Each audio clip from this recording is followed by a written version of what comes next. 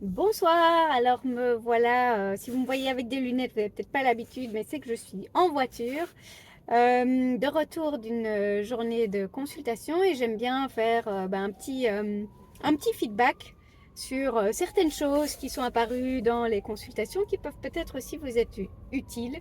Alors désolé, il fait un peu noir dans la voiture, donc quand il y a un peu de lumière, c'est que la voiture devant moi freine, ça éclaire.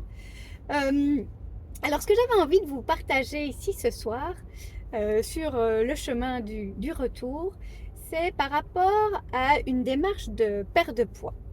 Alors souvent, j'ai cette question aussi en consultation, ah, et la balance, et les chiffres, et comment est-ce qu'on suit, etc., etc. Euh, j'ai envie de dire par rapport à ça, c'est pas parce qu'on est dans une consultation de perte de poids ou dans une démarche, une volonté de perte de poids, que la balance est indispensable.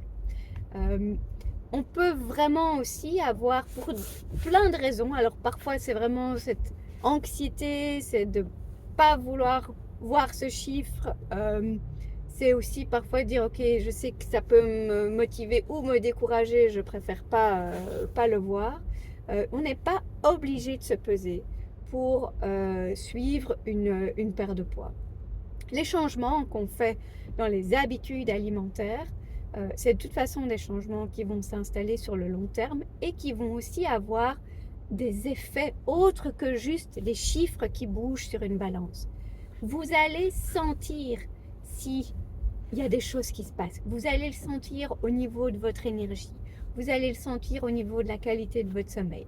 Vous allez le sentir peut-être au niveau du volume dans vos vêtements, le côté que je me sens dégonflée, ou je me sens plus tonique, ou j'ai moins mal à gauche et à droite. Donc, il y a évidemment la balance et c'est souvent quelque chose qui est très symbolique et très cristallisé. Mais en fait, c'est pas le plus important. Vraiment, vraiment pas.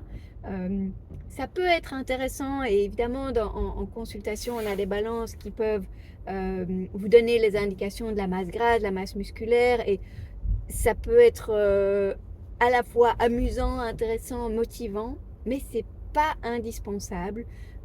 Pour moi, le plus important, même au-delà des chiffres de la balance qui donne tous ces détails, ce sont vos sensations. Comment vous vous sentez, comment vous ressentez le changement.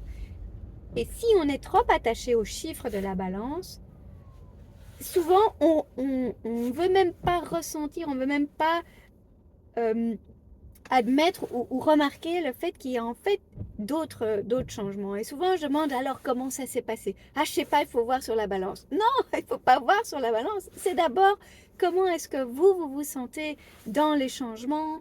Est-ce qu'il y a du changement? Quel est votre ressenti?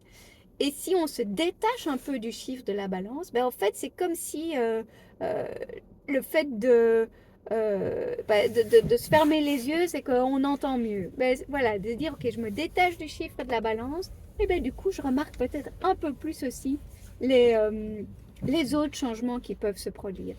Et pour moi, c'est le plus important, surtout dans une démarche de long terme. Ce n'est pas constamment votre balance qui sera votre repère de est-ce que finalement je suis encore dans le bon ou pas. C'est apprendre à écouter les messages de son corps et à écouter ses sensations. Donc voilà pour ce petit feedback de fin de journée. J'espère que ce sera utile et inspirant pour vous. À une prochaine!